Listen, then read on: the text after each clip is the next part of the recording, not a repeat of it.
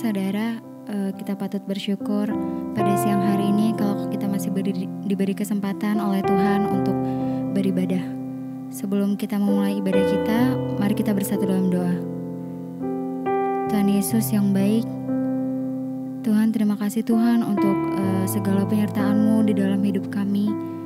Kalau kami masih boleh ada sampai hari ini Tuhan, kami percaya semua karena anugerah-Mu saja Tuhan. Sebentar lagi kami ingin meninggikan nama-Mu Tuhan, kiranya Engkau hadir di tengah-tengah kami dan mengurapi setiap kami. Kita mau siapkan hati kita untuk memuji Tuhan. Kami mau bersyukur kepadamu Bapa untuk kasih setia-Mu di dalam hidup kami. Siang hari ini kami mau naikkan pujian Ku Bersyukur Bapa. Mari saudara kita nyanyikan bersama-sama. Bersyukur Bapa, ku bersyukur Tuhan untuk setiap kasih setia-Mu yang boleh kami alami Tuhan di dalam setiap hidup kami. Ku bersyukur, ku bersyukur Bapa, ku bersyukur Bapa. Kami mau bersyukur Tuhan, ku bersyukur Tuhan untuk kasih setia-Mu dalam hidup kami. Kasih setia-Mu di dalam hidupku. Ku bersyukur Tuhan,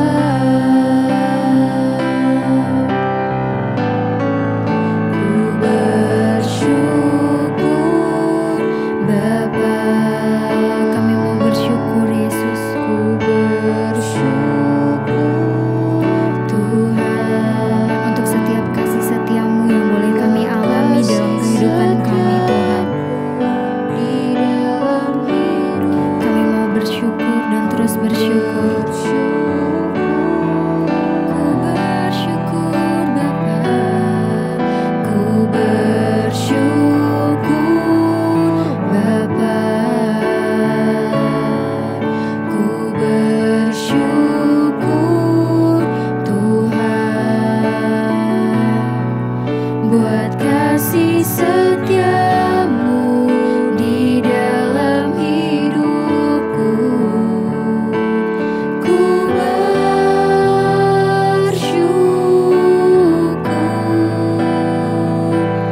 Tuhan. Mari sekali lagi kita naikkan pujian ini. Ku bersyukur Bapa. Kami mau bersyukur Tuhan. Ku bersyukur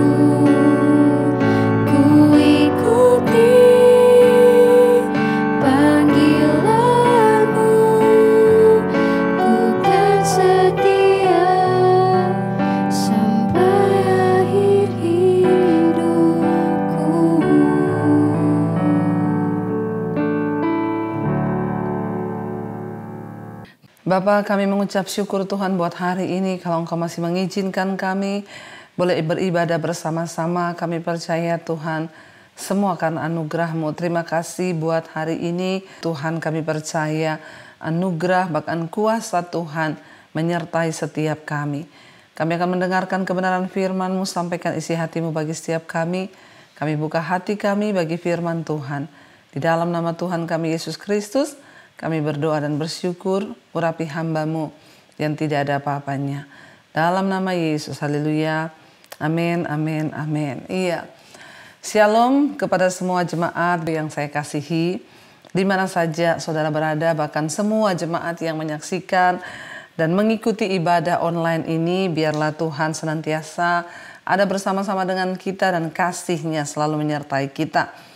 Baik saudara, hari ini kita akan sama-sama mendengarkan firman Tuhan dengan tema Allah yang besar, pekerjaannya tidak bisa dihambat. Allah yang besar dan pekerjaannya itu tidak dapat dihambat. Kita tahu bersama kita memiliki Tuhan yang hebat, Tuhan yang besar. Dari mana kita bisa melihat kehebatan dan kebesaran Tuhan? Dari segala karya penciptaannya di bumi ini. Kalau ada orang yang berkata tidak percaya akan adanya Tuhan, maka itu orang yang paling bodoh di dunia. Kenapa saudara?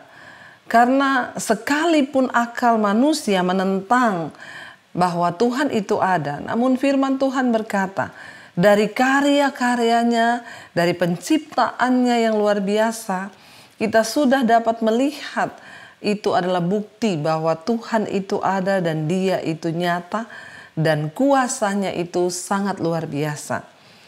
Mengapa kita hari ini berkata Tuhan yang besar dan pekerjaannya tidak dapat dihambat? Tuhan yang besar karena begitu luar biasanya karya dari penciptaan Tuhan itu sendiri. Kalau kita melihat bumi, matahari, bintang, bulan, bahkan semua tata surya yang mengorbit pada porosnya masing-masing tidak saling bertabrakan. Bukankah kita harus sungguh-sungguh percaya bahwa Tuhan itu besar dan Dia memang ada dan kuasanya sangat luar biasa. Apalagi kalau kita berbicara tentang manusia. Semua manusia itu ya diciptakan dengan, kalau dilihat sepintas hampir sama. Memiliki 2 mata, 1 hidung, 1 mulut. Tetapi wajahnya bisa berbeda saudara. Dan yang luar biasa DNA-nya pun itu berbeda. Bukankah ini menunjukkan Tuhan itu Tuhan yang besar dan luar biasa saudara? Dikatakan bahwa Tuhan itu Tuhan yang besar. Terbukti dari segala ciptaannya yang luar biasa.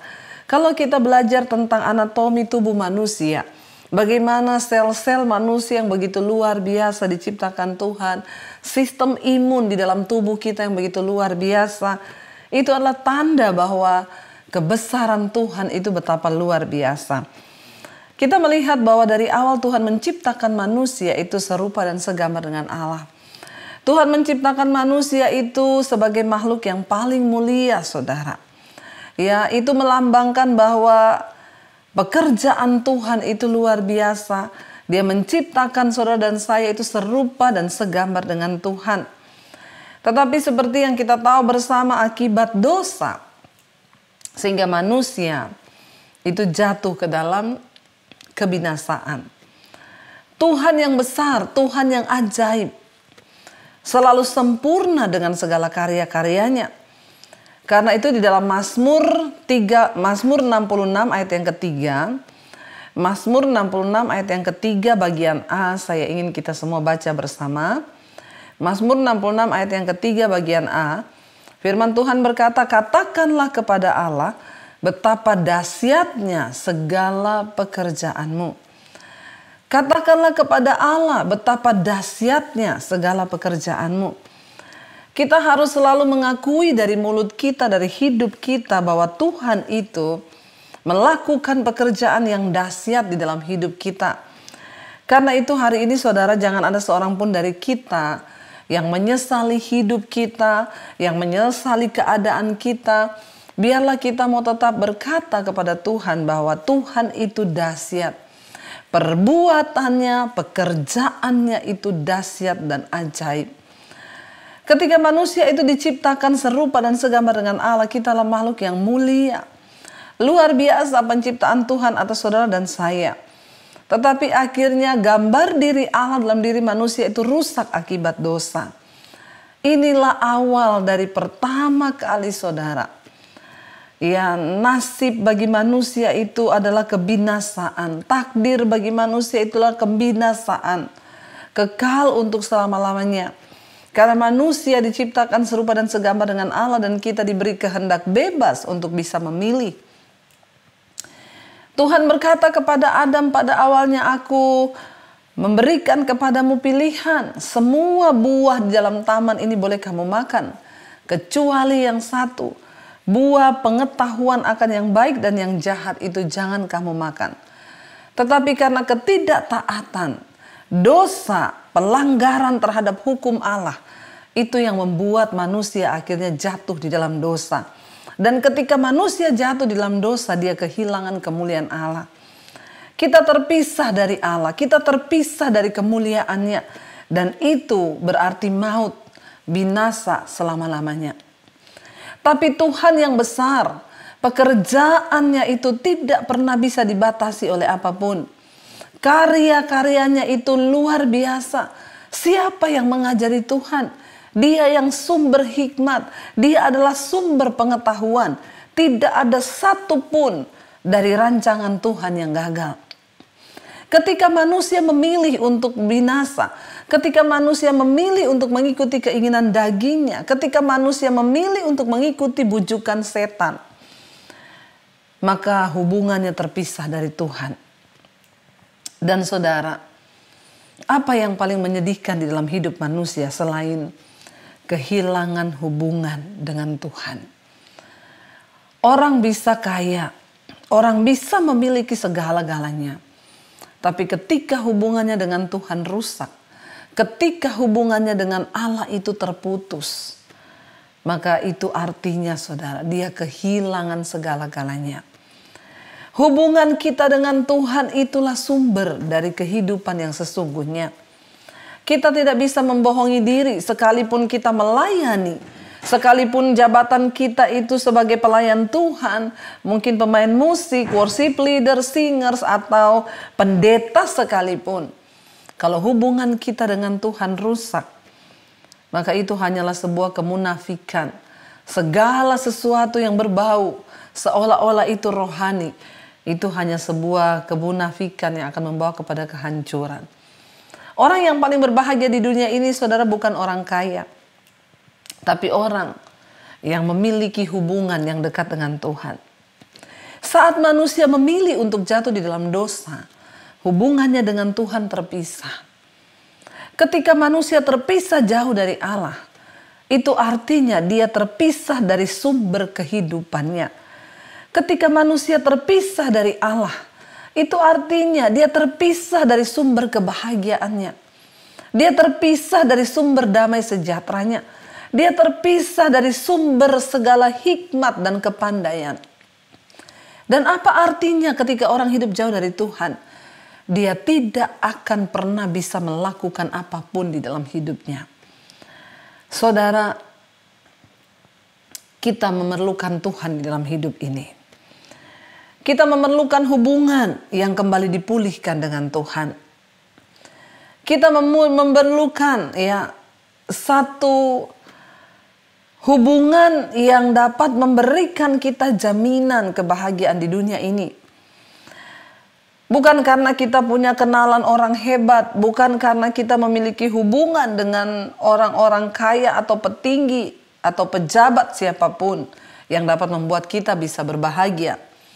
Hanya ketika kita memiliki hubungan yang dekat dengan Tuhan, maka disitulah letak kebahagiaan kita.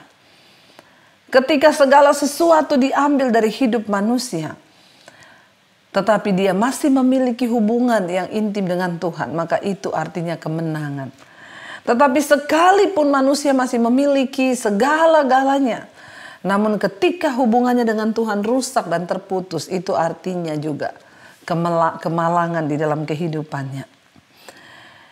Manusia terputus dan terpisah dari Allah. Alkitab berkata, hukumannya adalah maut, Ketika manusia memilih untuk hidup di dalam dosa, maka konsekuensinya itu adalah kebinasaan. Tapi firman Tuhan berkata, karena begitu besar kasih Allah akan dunia ini, sehingga Dia mengaruniakan anaknya yang tunggal, supaya barang siapa percaya kepada Dia tidak binasa, melainkan beroleh hidup yang kekal. Apa pekerjaan terbesar Tuhan? Apa karya terbesar yang sudah Tuhan lakukan bagi saudara dan saya? Yaitu mengorbankan dirinya demi sebuah hubungan. Ketika iblis berhasil membujuk manusia untuk melakukan dosa dan memilih dia dan memisahkan diri dari Tuhan, iblis berpikir dia sudah menang dan Tuhan sudah gagal dalam segala rencananya. Tetapi pekerjaan Allah itu besar, dahsyat, dan tidak ada yang bisa menghambat. Sekalipun iblis berusaha untuk menghambat rencana Tuhan atas hidup manusia, tapi Tuhan, Dia punya 1001 macam cara, bahkan yang tidak terbatas. Itu Dia lakukan bagi manusia. Dan kita akan melihat, saudara, apa karya terbesar yang sudah Tuhan kerjakan bagi manusia, yaitu kematian di atas kayu salib. Itu adalah karya yang agung. Itu adalah sebuah pekerjaan terbesar yang sudah Yesus lakukan bagi saudara dan saya. Mari kita baca bersama firman Tuhan. Di dalam Roma pasal yang ke-5 ayat yang ke-6 firman Tuhan berkata begini. Karena waktu kita masih lemah, Kristus telah mati untuk kita, orang-orang durhaka, pada waktu yang ditentukan oleh Allah. Ayat yang ke-7, sebab tidak mudah seorang mau mati untuk orang benar. Tetapi mungkin untuk orang yang baik, ada orang yang berani mati. Ayat yang ke-8, akan tetapi Allah menunjukkan kasih-Nya kepada kita, oleh karena Kristus telah mati untuk kita ketika kita masih berdosa. Firman ini berkata, sebuah karya yang terbesar yang Tuhan kerjakan di dalam kehidupan kita. Pekerjaan yang besar, yang luar biasa, yang tidak dapat dihalangi oleh siapapun. Yaitu ketika Yesus mati di atas kayu salib. Untuk membangun kembali hubungan yang rusak antara manusia dengan Tuhan. Karena waktu kita masih lemah, Kristus telah mati untuk kita orang-orang durhaka pada waktu yang ditentukan Allah. Pada waktu kita masih lemah, di sini bukan berbicara tentang kelemahan tubuh, manusia itu tidak bisa berbuat apa-apa karena lemah, enggak. Ya, lemah di sini artinya apa? Ketika kita masih lemah, tidak ada daya apapun dari manusia untuk bisa membenarkan dirinya sehingga hubungan yang terputus dengan Tuhan itu bisa kembali diperdamaikan. Tidak ada lagi daya kita. Kita lemah sebagai makhluk yang berdosa. Tetapi justru ketika kita masih lemah itu, Kristus telah mati untuk kita. Ya, orang-orang durhaka pada waktu yang ditentukan oleh Allah. Inilah karya yang terbesar yang sangat luar biasa. Ketika Tuhan memberikan nyawanya untuk kita yang durhaka, saudara. Orang durhaka itu wajibnya menerima penghukuman. Orang durhaka itu wajibnya menerima cambukan atau pukulan sehingga dia binasa. Tetapi Tuhan melakukan sebuah pekerjaan besar. Dia mati untuk saudara dan saya ketika kita ini disebut masih memiliki status durhaka. Apa itu durhaka? Pemberontak, orang yang tidak tahu berterima kasih, itu durhaka, saudara. Setelah Tuhan sudah menciptakan manusia dengan begitu luar biasa, tetapi manusia memberontak dan menjadi durhaka terhadap Allah. Tapi justru disitulah sebuah pekerjaan terbesar, karya terbesar dilakukan oleh Tuhan. Yaitu dia mati bagi saudara dan saya. Sebab tidak mudah seseorang mati untuk orang benar, ya. Tetapi mungkin untuk orang yang baik, ada orang yang mau mati, saudara. Akan tetapi Allah menunjukkan kasih-Nya kepada kita. Oleh karena Kristus telah mati untuk kita ketika kita masih berdosa. Inilah pekerjaan yang terbesar itu, saudara. Ketika dia mati menanggung dosa kita. Ketika dia mati menanggung semua kutuk itu atas dagingnya, atas dirinya. Supaya saudara dan saya bisa mengalami hidup di dalam damai sejahtera dengan Allah. Tuhan sangat tahu, saudara, apa yang menyebabkan kehancuran bagi manusia itu. Yaitu ketika hubungannya dengan Tuhan terputus. Tuhan tahu betul manusia tidak dapat melakukan apapun. Mereka lemah, tidak berdaya. Tidak ada satu usaha pun yang dapat memperbaiki hubungan dengan Tuhan yang sudah rusak itu. Kecuali Tuhan sendiri yang harus datang kepada kita lewat kematian dan pengorbanannya. Karena kutuk atas dosa harus dijatuhkan di dalam daging. Yesus menunjukkan karya terbesar itu ketika dia mati bagi saudara dan saya. Waktu kita masih berdosa. Tadinya iblis berpikir iblis telah berhasil menggagalkan semua rencana yang Tuhan buat atas manusia. Iblis berpikir dia sudah berhasil menggagalkan semua pekerjaan Tuhan yang besar. Dia sudah bisa menghambat apa rencana Tuhan atas hidup kita. Tetapi ternyata, saudara, iblis lupa bahwa dia Tuhan yang maha kuasa. Iblis lupa bahwa Tuhan itu adalah Tuhan yang dahsyat. Tuhan yang besar. Pekerjaannya tidak dapat dihambat oleh apapun juga. Jangan pernah kita menyia-nyiakan. Jangan pernah kita tidak menganggap apa yang Tuhan buat bagi kita itu sebagai sesuatu yang sangat luar biasa dan besar, saudara. Kita harus sungguh-sungguh melihat bahwa apa yang Tuhan buat itu adalah sesuatu yang luar biasa bagi kita. Apa yang Yesus lakukan bagi kita itu adalah sebuah korban, pekerjaan yang begitu besar. Yang tidak boleh kita anggap sepele, saudara. Bagaimana kita menghargai korban Kristus itu akan sangat menentukan bagaimana iman kita, bagaimana hidup kita di dalam Dia. Biar hari-hari ini kita semakin mendekatkan diri dengan Tuhan. Kita semakin menyadari bahwa Dia Tuhan yang sudah melakukan karya yang terbesar bagi saudara dan saya. Karena itu hari ini biar kita mau berkata, Tuhan, kalau apa yang sudah Engkau buat itu tidak terhambat oleh satupun kuasa iblis yang berusaha untuk menarik kami dalam kebinasaan. Kami juga percaya kalau hari ini mungkin ada di antara kami yang sedang jatuh di dalam dosa, yang sedang ada dalam pergumulan yang berat, kami juga mau percaya bahwa tidak ada satupun rencana Tuhan yang gagal atas hidup kami. Bahwa pekerjaanmu itu tidak pernah bisa dihambat karena kasih yang begitu besar. Ajar kami melihat itu dengan iman, Tuhan. Ajar kami melakukan itu. Ajar kami sungguh-sungguh meninggalkan segala dosa-dosa kami dan belajar hidup untuk menghargai pengorbanan Kristus. Karena begitu besar kasih-Mu bagi kami, Tuhan. Bilang hari ini, saudara, kepada Tuhan. Kami tidak akan bermain-main dengan dosa, menikmati kedagingan, menikmati dosa yang hanya sementara akan membawa kami kembali jatuh dalam kebinasaan. Katakan pada Tuhan hari ini, kami tidak ingin merusak kembali hubungan yang sudah Tuhan bangun itu. Kami tidak ingin merusak kembali apa yang sudah Tuhan lakukan bagi kami. Karena karya penyelamatan itu tidak akan pernah bisa dihambat ketika kami membuka hati dan menerima itu sungguh-sungguh dan menghargainya. Terima kasih Tuhan. Terima kasih buat segala karya yang luar biasa yang Tuhan lakukan bagi kami. Mari kita mau sungguh-sungguh masuk dalam hadirat Tuhan, saudara.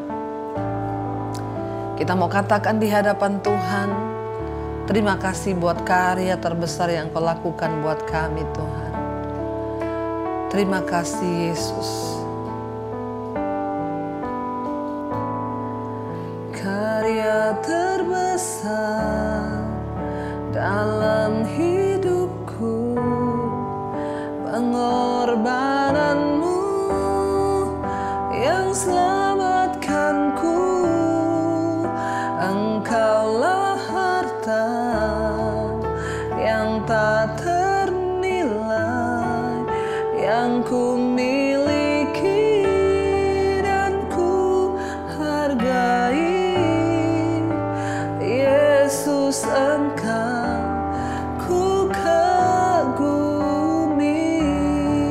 lebih lagi katakan,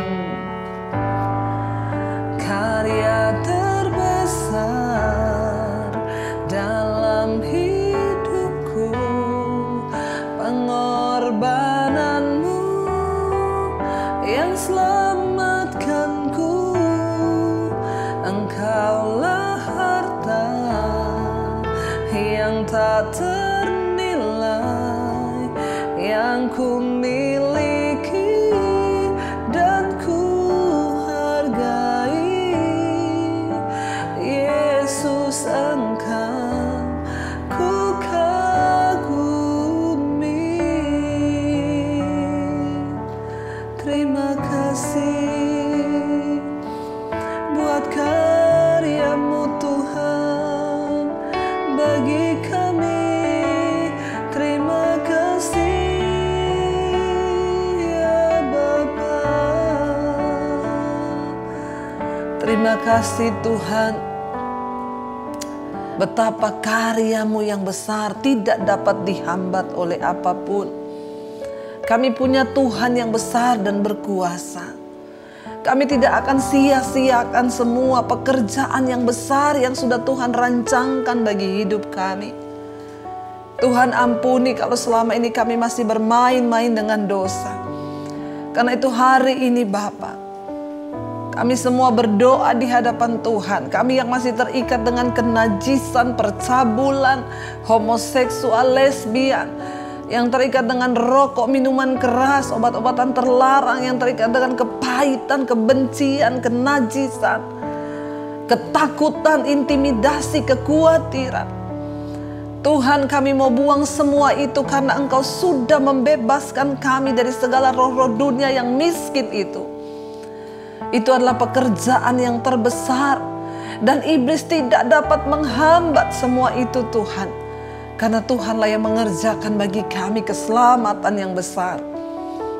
Mampukan kami Tuhan untuk tidak bermain-main dengan dosa, untuk tidak bermain-main dengan keinginan daging kami. Mampukan setiap kami untuk hidup sungguh-sungguh di dalam kebenaran-Mu Bapa. Karena dengan cara itu kami menghormati pengorbanan-Mu. Kami menghormati Tuhan penyaliban-Mu, karya terbesar yang sudah Engkau berikan bagi kami. Daging yang tercabik, darah yang tercurah yang Engkau berikan buat kami. Mampukan kami Tuhan untuk sungguh-sungguh hidup di dalam perkenanan Tuhan. Bawa kami menjadi umat yang berkemenangan. Hamba berdoa untuk seluruh jemaat-Mu Tuhan. Tuhan tuntun dan sertai kami di dalam kami memaknai akan pengorbanan Kristus. Agar kami boleh menyenangkan Engkau Bapa. Agar kami boleh melakukan yang terbaik bagi Tuhan selama kami hidup di dunia ini. Karena kami percaya pekerjaan Tuhan yang besar itu tidak akan bisa dihambat oleh apapun. Ketika kami sungguh-sungguh meresponinya. Terima kasih buat kebenaran firman-Mu bagi setiap kami. Terima kasih untuk urapan Roh Kudus-Mu bagi kami. Dan terima kasih Tuhan memampukan kami menjadi pelaku-pelaku firman-Mu. Di dalam nama Tuhan kami Yesus Kristus kami sudah berdoa dan bersyukur. Haleluya. Amin, amin, amin. Tuhan Yesus memberkati.